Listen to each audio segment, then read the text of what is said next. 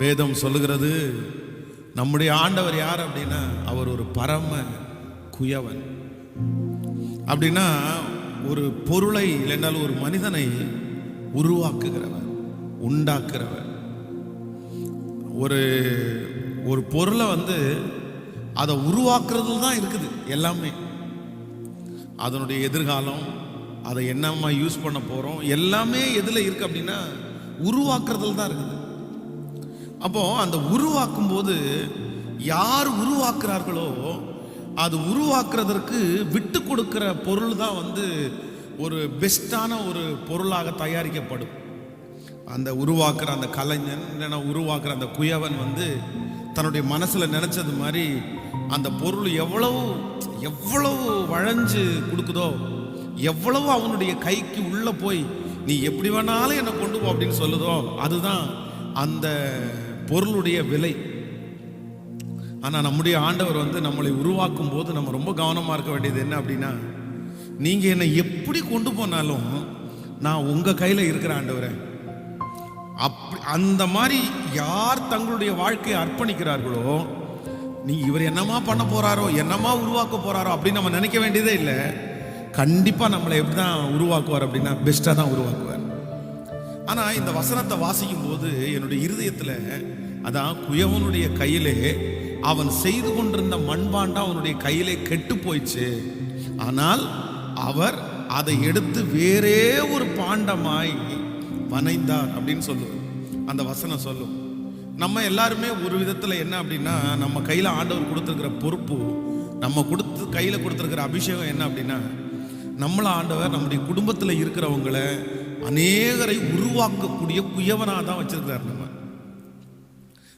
நம்மள ஆண்டவர் குயவனா தான் வைத்திருக்கிறார். ஒவ்வொருத்தரும் ஒவ்வொரு வீட்டினுடைய குயவர்கள். சில வீட்டில் மனைவி குயவர்கள், சில வீட்டில் கணவனார் குயவர், சில வீட்டில் மூத்த பிள்ளை குயவர். ஏன் அப்படின்னா அவருடைய கையில தான் அந்த பொறுப்பு கொடுக்கப்பட்டிருக்கிறது. இவங்க தான் அவங்கள பிடிச்சி இழுத்துட்டு இருப்பாங்க.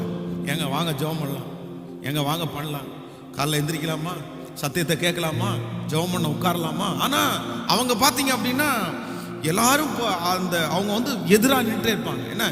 என்ன ஜெபம், என்ன இது பண்றது. சில நேரத்தில் நமக்கு ரொம்ப கோவம் என்ன பண்ணும் அப்படின்னா, சரி என்ன பண்ணு, அதான் பழமொழி சொல்லி என்னமா பண்ணி தொலை, எப்படி வேணாலும் போ, நான் என்ன பண்றது, உன்னை கூட்டு பார்த்தா நீ வரல, ஜெபிக்க சொன்னா வர மாட்டேங்கிறாங்க.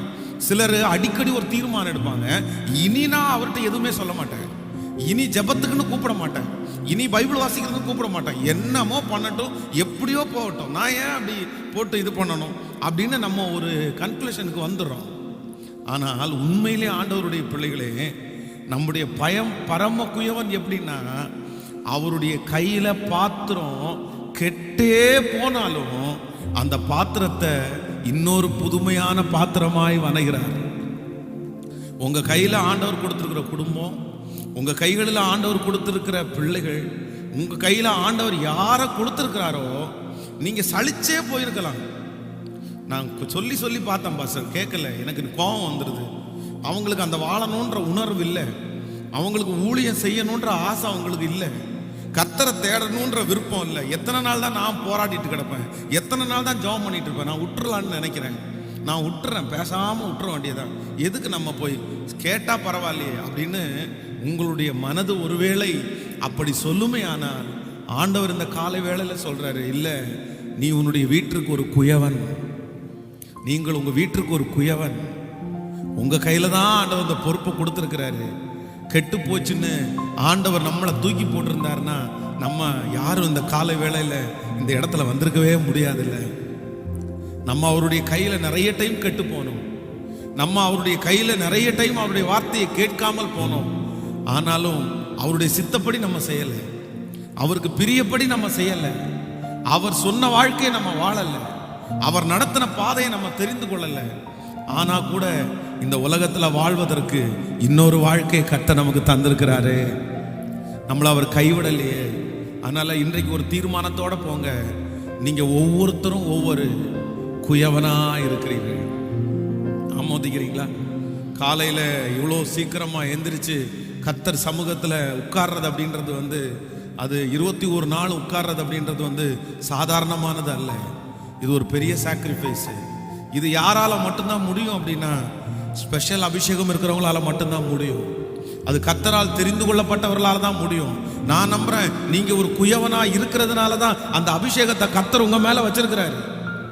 இப்போ ப்ரேயர் முடிச்சுட்டு வீட்டுக்கு போகும்போது, இல்லைன்னா அந்த ப்ரேயர் முடிச்சுட்டு நீங்கள் வீட்டில் இருக்கும்போது அதுக்கப்புறம் உங்களை திட்டுன்னு திட்டலாம். நீ என்னத்தை பெருசாக ப்ரேயர் அட்டன் பண்ணிட்ட, என்னத்தை பெருசாக வாக்குத்தத்தத்தை கேட்ட அப்படின்னு இனியும் உங்களை கடினப்படுத்துகிறவங்க தான் இருக்கலாம். ஆனால் சோர்ந்து போகாதீங்க, நீங்கள் உங்கள் வீட்டிற்கு மிக முக்கியமான குயவன். அல்லேலூயா. ஒரு நபரை உருவாக்குறது என்கிறது அவ்வளவு சுலபமானது அல்ல. ஒரு ஊழியக்காரனை உருவாக்குறது, ஒரு வீட்டில் இருக்கிற ஒரு பிள்ளையை உருவாக்குறது, ஒரு மனைவியை உருவாக்குறது, ஒரு கணவனாரை உருவாக்குறது என்கிறது அவ்வளவு சுலபமானது அல்ல, ரொம்ப கடினமானது. ஒருத்தரை உருவாக்குறது ரொம்ப கடினமானது. ஆனால் நீங்கள் உருவாக்கிட்டீங்கன்னா நம்ம இந்த உலகத்தை விட்டு போனால் கூட நான் நம்புகிறேன், நம்மளால கர்த்தருடைய நாம மகிமைப்படும். எத்தனை பேர் ஆமோதிக்கிறீங்க? எல்லாரும் இன்னைக்கு இந்த காலை வேளையில் இந்த உபவாச ஜெபத்தில், ஆண்டவரே நான் உங்களை போல ஒரு குயவனா மாறணும் ஆண்டவரே. எத்தனை பேர் ஆமோதிக்கிறீங்க? என் கையில கொடுத்திருக்கிற என் குடும்பத்தை நான் உருவாக்கணும், என் கையில கொடுத்திருக்கிற மனைவியை, என் கையில கொடுத்திருக்கிற பிள்ளைகளை, என் கையில கொடுத்திருக்கிற ஆத்துமாக்களை ஆண்டவரே நான் உருவாக்குறதற்கு என்னை ஒரு பரம குயவனாய் நீர் வைத்துக் கொள்ளும் ஆண்டவரே.